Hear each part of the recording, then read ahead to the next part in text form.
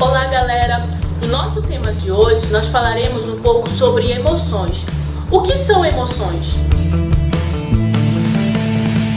As emoções e sentimentos são condições intrínsecas do homem, sendo um aspecto fundamental na vida psíquica.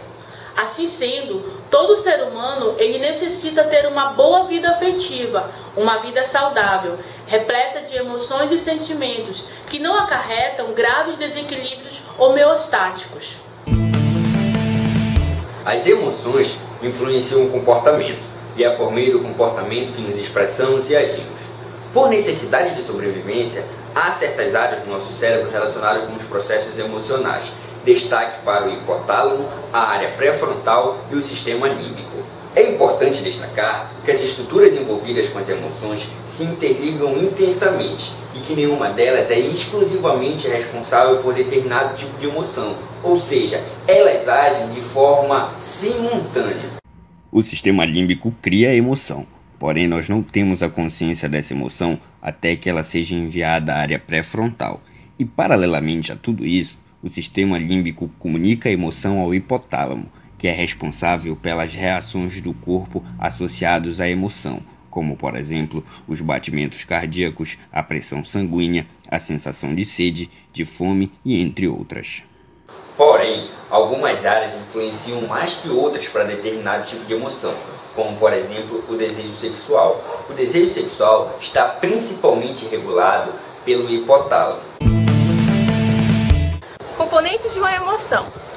São 4. A primeira é resposta corporal interna, particularmente é que envolve o sistema nervoso autônomo. A segunda, crença ou determinação cognitiva, de que um determinado estado positivo ou negativo está ocorrendo. Terceira, expressão facial. Quarta, reações à emoção. Razão ou coração. Tradicionalmente, as emoções foram vistas como algo indigno, impróprio e até mesmo desprezível. Não podiam ser objeto de estudo científico. O homem civilizado era aquele que controlava as emoções, ou seja, eliminavam elas. Agora vamos falar sobre as emoções primárias. Quais são elas? O medo, a raiva, a tristeza e a alegria. As emoções primárias podem ser adaptativas ou desadaptativas. Primárias adaptativas são a raiva, a tristeza e o medo. Tais emoções possuem uma relação com a sobrevivência ou bem-estar psicológico. São aquelas rápidas quando aparecem e mais velozes ainda quando partem. As emoções primárias desadaptativas são as emoções das quais as pessoas se lamentam e se expressam de maneira equivocadas ou frequentemente se arrependem de ter falado ou sentido tais emoções. Sobre emoções secundárias. Quais são elas? Ciúme, inveja, vergonha. As emoções secundárias tornam-se ainda uma categoria de emoções usada pelo indivíduo para se proteger das primárias, que muitas vezes são envergonhosas, ameaçadoras, embaraçadoras ou até mesmo dolorosas por natureza. Alguns exemplos sobre as emoções. A primeira é a alegria. Na categoria das emoções positivas, a alegria é uma das emoções que engloba o amor, a paixão, o prazer, o bom humor e a felicidade. É a mais procurada pelo ser humano, ajudando a ultrapassar as dificuldades e outros sentimentos negativos. Outro exemplo de emoção é a tristeza. Ela está enfatizada como um mecanismo de alerta para as pessoas sobre o que não está bem. Neste sentido, o alarme provoca uma reflexão com a intenção de fazer o indivíduo solucionar o que está errado. Embora não seja agradável sentir a tristeza, é necessário que se dê atenção a esta emoção. O grande problema dessa emoção ocorre quando algumas pessoas não lhe dão a devida importância, consequentemente não buscam soluções e não resolvem seus problemas. Resolver a tristeza que surge em nosso cotidiano faz parte do caminho para a felicidade. Bom, já falamos sobre emoções, quais são elas, como elas funcionam, como elas se dão fisiologicamente, e agora nós vamos falar sobre uma patologia que está relacionada diretamente com as emoções, que neste caso é a dependência afetiva. Mas antes de falarmos sobre a dependência afetiva, nós mostraremos um trecho de uma novela para que isso fique bem mais claro. Se liga aí.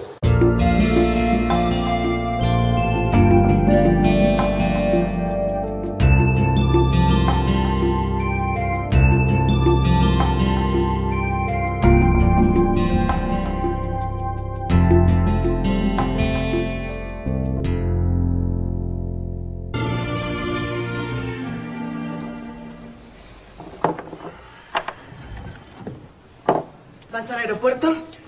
No. Como esta tarde llega Paola. ¿Sigues con tus estúpidos celos? ¿Por qué te arreglas tanto? ¿No lo habías hecho hasta hoy? Porque hoy me da la gana. Te arreglas para lucirte con esa. Cállate. Un día tu hermano te va a escuchar.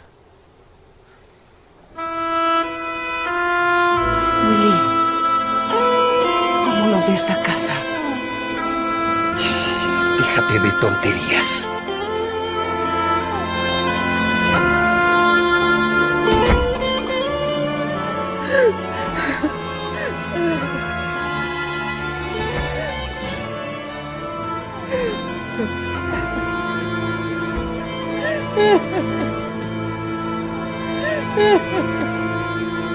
¿Qué hizo esa mujer, mi niño?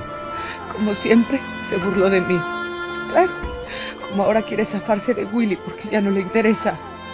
Me estuvo recomendando que lo reconquistara, que lo trajera de nuevo a mim.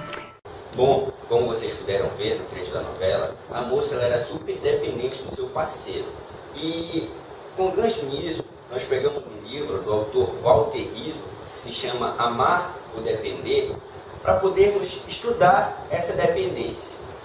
E ampliando essa roda de conversa, perguntaria para Kessia e para Jennifer, o que vocês acham?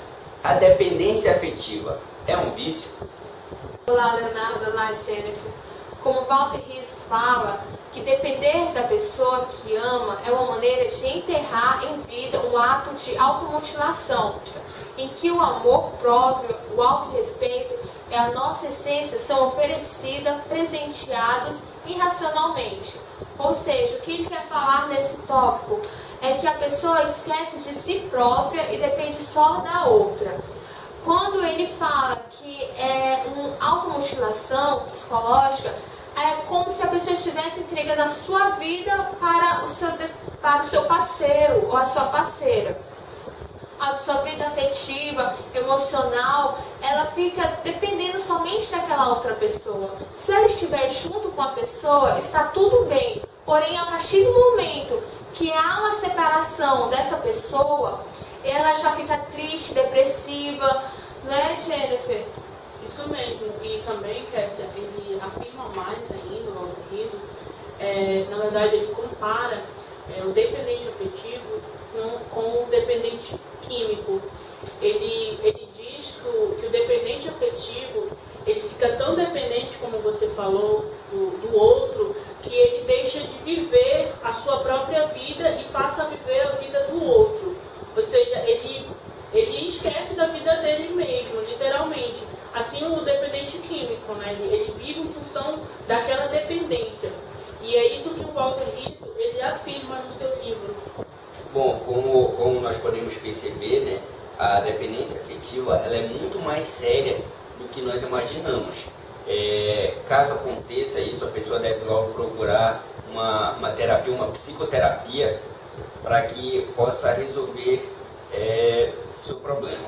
Bom, continuando a falar ainda sobre dependência afetiva, nós vamos colocar a relação dela com o amor. Qual é a diferença entre os dois?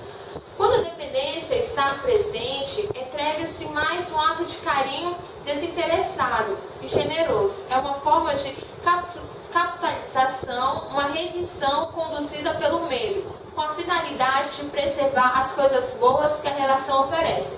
Ou seja, a pessoa que tem essa doença, ela tem medo de perder o parceiro pelo simples fato de que ela não vai ter mais ele não vai ter mais proporcionar coisas boas para ela. Ela vai perder aquilo, ela vai perder os passeios, por exemplo, os bons momentos de risadas, se ela perder essa pessoa. Então, a pessoa que sofre essa dependência, o parceiro, ele fica em um estado de aprisionamento. Ou seja, ele vai se sentir incomodado, porque é algo que que a pessoa que tem a patologia vai querer ficar somente junto com ela, vai virar uma coisa obsessiva. Em outras palavras, ele vai se sentir sufocado, né? Sufocado, pensando e também a gente ter uma ideia de como essa dependência afetiva é tão prejudicial, tanto para quem tem a doença quanto para quem não tem. É que, tipo, a outra pessoa, ela não tem a liberdade mais de ter os amigos em volta, ela não tem mais a liberdade de fazer um passeio sozinha, de fazer algo só ela mesma, porque todos nós, em certos momentos, gostamos de ficar sozinhos, né? E então o outro parceiro, ele não tem mais essa liberdade, ele fica tão aprisionado, como vocês falaram, que ele não pode mais, em nenhum momento do dia, ficar sem falar com a outra pessoa. Tem que receber uma ligação, a pessoa já fica desconfiada. Isso é tão grave que existem casos de, por exemplo, o outro ameaçar os amigos ou a amiga, ameaçar de morte mesmo. E tem casos mesmo que o outro chega mesmo a matar porque tem muitos ciúmes, porque não quer mesmo deixar aquela pessoa se aproximar de ninguém, porque acha que aquela pessoa é dona dela. Ela toma posse daquela pessoa mesmo. Até mesmo a relação familiar interfere nisso. Tem ciúmes de pai, de mãe, de irmãos. No amor, onde fica o amor nisso? Diferente disso tudo, né? O amor, Walter Rizzo diz que o amor, o sentimento de amor, ele deve ser sincero, deve ser parecido no desejo, nos gostos, na religião, nas ideologias, no humor, enfim. O amor, ele deixa a outra pessoa mais livre, tem mais confiança. Ou seja, o amor, ele é o oposto, né, dessa dependência afetiva. Ele é o oposto de quem... Porque, na verdade, a pessoa que tem essa doença, ela acha que é um amor, que ela tem um amor, mas nós sabemos que isso não é amor. É uma obsessão. E o amor, quando falamos de amor, ele deixa a outra pessoa respirar. Como você falou, ele deixa a outra pessoa viver esse momento um pouquinho a sós. Ela é companheira, ela não é dona. Essa é a verdade. Ninguém é dono de ninguém, né? Bom, e o Walter Rizzo, ele tenta esclarecer aqui no livro que ele está se referindo à dependência psicológica do casal. Porque existe a dependência também entre família, os familiares, entre filhos e pais, entre irmãos, enfim. E também, eu vou ler aqui um trecho do livro dele que diz assim: quando o apego é decretado por leis naturais, não é preciso descartá-lo. A questão é de sobrevivência. Mas, se o apego é mental, é preciso deixá-lo para trás o quanto antes.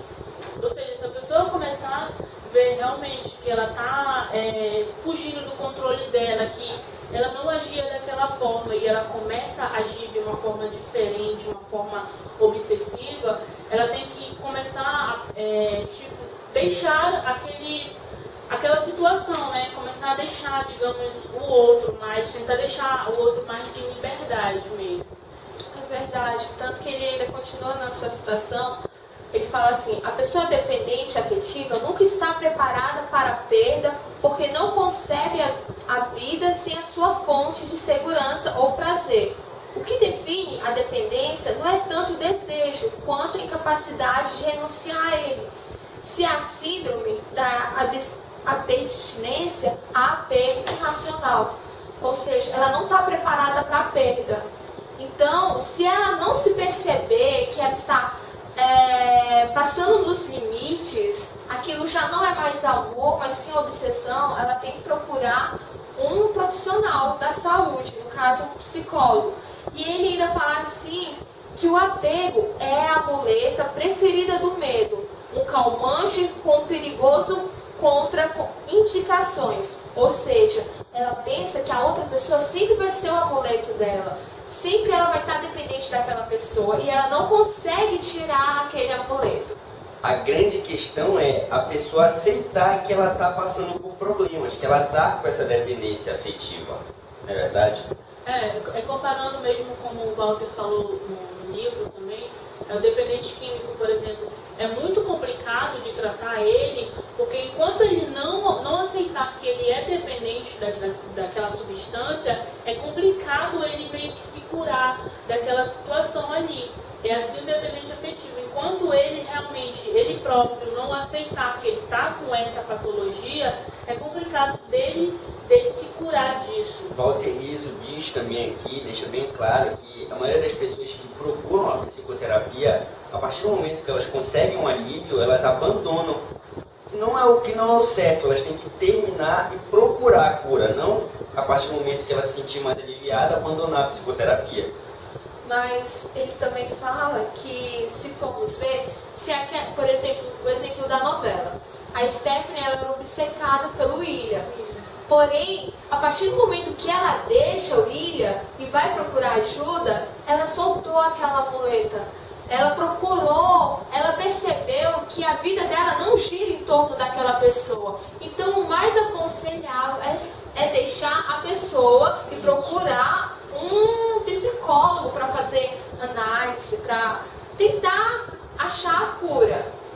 Se aquela pessoa estiver te fazendo mal, entre aspas, porque não é ela, é você que faz mal para ela e pensa que é ela que faz mal para você. A dependência afetiva, ela também é conhecida como a dependência emocional.